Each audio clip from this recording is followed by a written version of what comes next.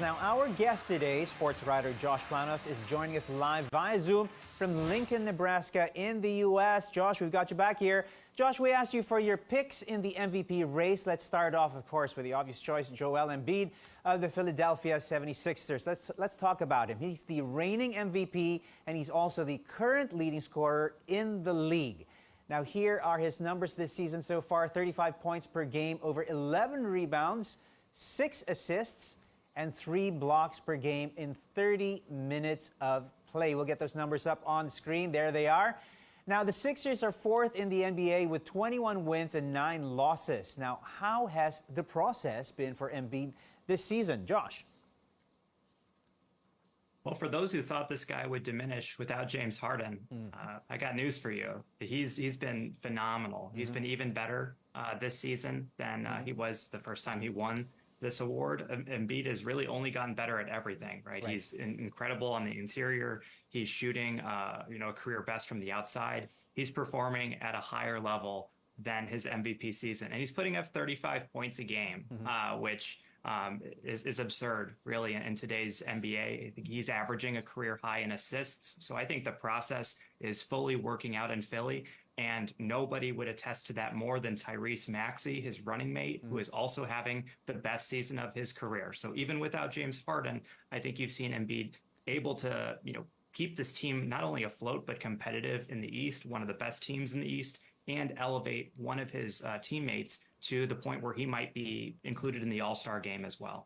All right. I mean, he's looking like the obvious choice at this point. He looks great as of now. Would you say shoe in? What does he have to do? Does he have room to screw up is what I'm asking. He does. There's a lot of season left, and the knock has always been on Embiid, certainly in his first few years. How healthy can this man stay? Can he stay on the court? There's a saying that the best ability is availability, and for the first few seasons, it really seemed like you really couldn't assume that Joel Embiid would be there on any given night. So a lot of season left. He certainly has a lot left to prove. But really, I'm not sure what more he could do to boost his candidacy other than continue to play the way he has. Okay, well, it's not over until it's over. How about your next MVP pick? The Joker, of course, Nikola Jokic. Yeah, I think if it were simply based around who the best player in the league is, Nikola Jokic would be the surefire pick, but it's slightly more complicated since voters like to adjust who is given the award. This could, of course, work against Joel Embiid this year since he just won, but it'll be a challenge for Jokic to win, not only because he's won in the past, but he's also the defending champion. So sometimes narrative-wise, that can work against a player, but if he continues to play just as he has, he'll have a great chance. And unfortunately, Aaron Gordon is now out of the lineup for an extended period of time. So Mike Malone will need Jokic to elevate his play even more, and I certainly think he's capable of that. All right, your third pick, Giannis Antetokounmpo. Now, the Greek Freak has always been a bad man for the Bucks. He set a franchise record this month after scoring 64 points against the Pacers. Let's take a look at his numbers this season. Close to 30 points, almost 11 rebounds, over 5 assists, and a block per game, clocking in at nearly 35 minutes of play. What are your thoughts? The other day, the NBA put out a graphic showing how much Giannis's body has changed since he entered the league.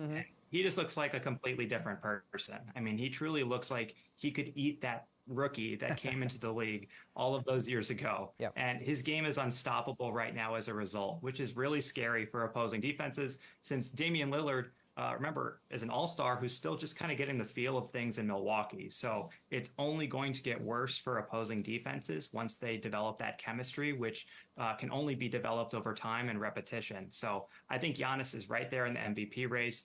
You mentioned the 64-point performance. He still has these scoring outbursts, but that candidacy is only going to get stronger as Damian Lillard gets more into the fold.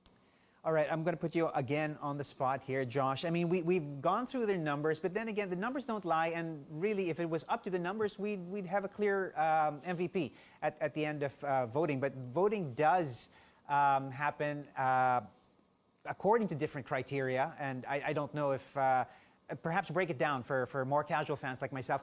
What are you guys, your peers, what are you guys looking for when you vote? Yeah, so we're looking for the best season, regular season. It's a regular season award. For some, that can get confusing when it comes playoff time, since the award is typically handed out during the postseason. But this is purely for the regular season, purely for the best player in a given season. For some, again, that becomes the best player for the best team. My criteria is this is just the best player.